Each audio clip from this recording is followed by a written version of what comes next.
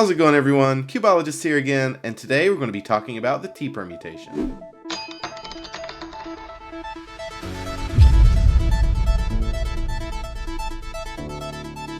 Alright, so after beginner's method, T-permutation is probably one of the first ones that everybody learns because it's very finger tricky, and you'll see what I mean in just a second.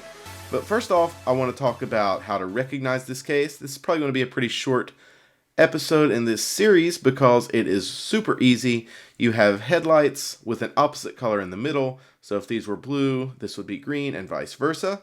And then you have bars on both sides.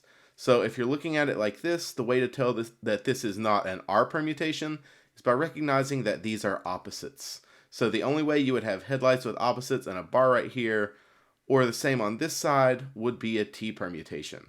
So AUF is simple as well. Both 2x1 blocks are solved, and as well as the headlights. So you know, if you've got this, you've got a T-perm with a U at the end, and stuff like that. It's easy to work out, so AUF's really simple, so is recognition. So let's get into the algorithm. There's really only one algorithm that everybody uses for this case, but there are some variances in execution, and I'll show you that in just a second. But first off, you want to put your headlights on the left, and then you do this algorithm. R, U, R prime, U prime. Now that's the sexy move. That's how you start this.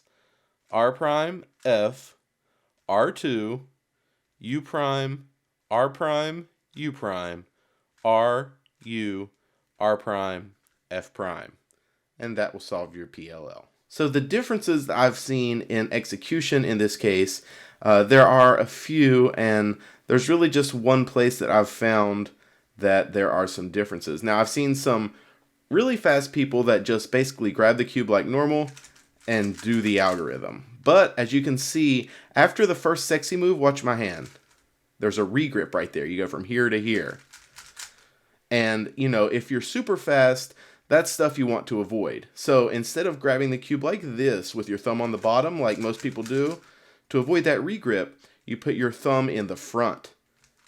And you can see that your thumb's already there in order to do the following moves. So if you put your thumb in the front, it's kind of awkward to get used to, but put your thumb in the front and you don't have to regrip at all throughout the whole algorithm, which is pretty cool. The only other thing that I've seen people do differently is at the end, you can either do that F prime with your thumb or you can do it with your left index finger. Now, I'm not good at the positioning to do that with my left index finger.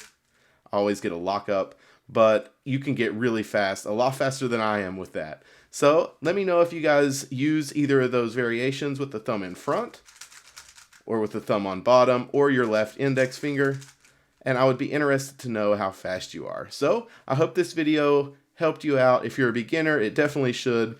If you're someone who's been cubing for a while, probably old news, but still I wanted to include it, obviously, because it is one of the PLLs. So I really appreciate you guys watching. Like I said, I hope it helps out. Give it a like if it did, and you'll hear from me really soon. Talk to you later, guys. Bye.